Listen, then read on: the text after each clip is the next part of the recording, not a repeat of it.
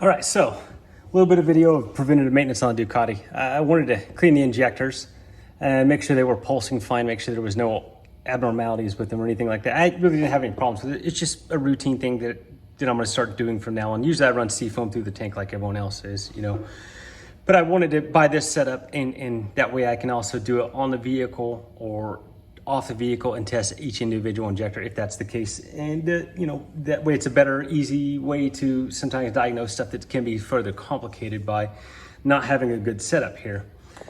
So basically what we have is this setup here, and it is made by Autool, A-U-T-O-O-L. eBay, 80 bucks, has all the fittings with it, Ford, GM, Chrysler, there's all kinds of lines with it. It comes with a whole bunch of pieces. I've got it all in a Ziploc bag, but even ones for to stick up in your throttle body under your cold air intake charge pipe, if you will, and spray it directly into the throttle body. You can, clean the throttle body with this, injectors in this, intake valves with this. So it's a whole setup, and there's two different ways to set it up. There's a way like this where everything is external, everything's off of the vehicle, and you do it this way.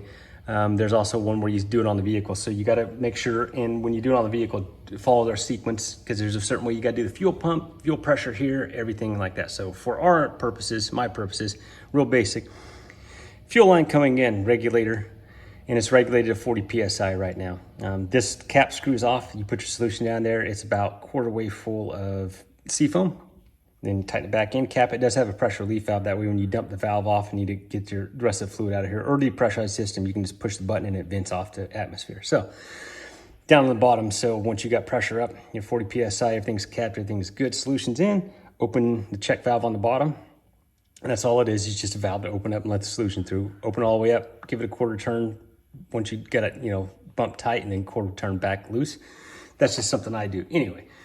Now to the throttle bodies themselves and the injectors. So on the other part I had to buy, or the other piece I had to buy, was this injection tester. Very basic, there's 4 modes. And you'll see when I turn it on, when I power it up. Mode 1 is a short pulse. You have to push the button, it'll pulse and it'll shut off. And then you gotta keep hitting the button every single time you want it to do it. It will stay on for a very short amount of time without you having to push the button. But once it stops, you gotta restart by hitting pulse. You got 2 is medium, 3 is long, and 4 is continuous. And I use 4 because the pulse mode on it. But what I did find is the medium and the long do shoot a lot more fluid through, and at a single hit pulse, but this pulses it really quick like so. It has 2 sets of leads on it. One set is your power side, positive, negative, 12 volt battery. Make sure your battery's up to full power, not only 12, well, it's over 12 volts nominal, but percentage wise. And then there's 2 leads coming out, a positive and negative, to feed your injectors. I just stuck alligator clips on these because these don't fit my injectors particularly.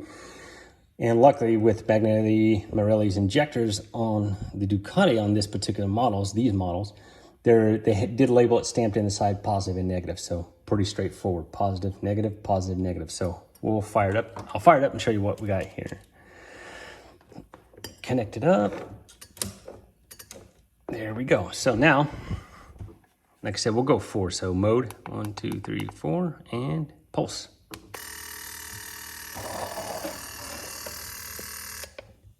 Now this one, like I said, if you push the button, it stays on until it runs out of either pressure from the reservoir or solution, whatever solution you happen to be running. But we'll pulse it again. So that's a quick pulse on 4, that's continuous. Now the only problem I did see is in order to change it on the fly, you have to disconnect either power or ground on the battery, start over or go back to 0, and we'll go to 2. Now hit pulse. Same thing there. Let's go to 3. Let's see what 3 looks like. 1, 2, 3. Very fast, see? All right, now in this, it's pretty straightforward to go to the vertical or the rear injector as well. So same here, and let's pulse it.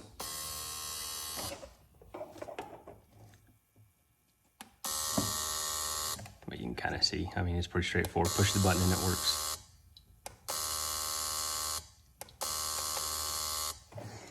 Now the reason why I had to do it with the throttle bodies out, I could have did it on the bike. There's a procedure, like I said, just make sure and follow that. But I I can't take the injectors as you would on a normal injector where it has a fuel feed on top with the fuel rail with the O-ring. I can't do it that way on this particular setup because the fuel comes into the throttle bodies themselves down in the base and the housing here. And I got an extra set here, I'll show you.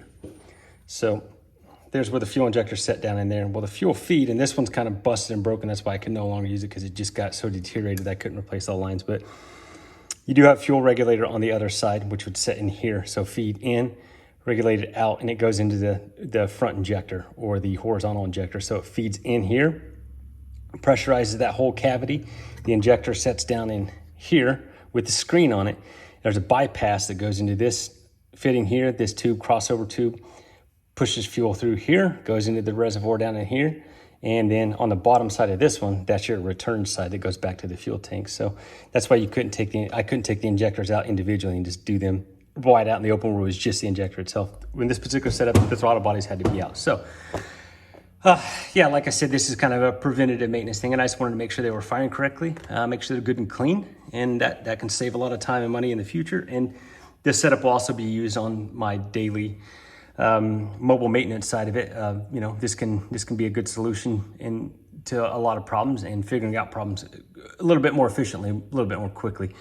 And the good thing about the pulse side of it is, like I said, the high quick pulse of it, because you can trigger with these with a 9-volt battery, but you can't trigger them as fast as this thing. You could basically break positive negative off of it, but the negative or however you want to on the injector side, this pulse or on the battery. But with this whole setup and this mimicking essentially a fuel pump, then you can do it all out here in one, and it's a pretty easy setup once you get it set up. So just something kind of I figured I'd show you guys, and I may even run it on the bike. The good thing is about this setup that Ducati did, and a lot of manufacturers did this for years, they're more direct injection now, so it's a little bit different. So it's dead center of the top of the cylinder, shoots dead on top of the piston, more like a traditional diesel injector, something like that, where it's dead overhead. The good thing about this is when the fuel is pushed into the intake track here in the throttle body, and then you got your cylinder head and your intake track going down to the intake valves, it does clean the valves. So every time you look at the valves in this thing,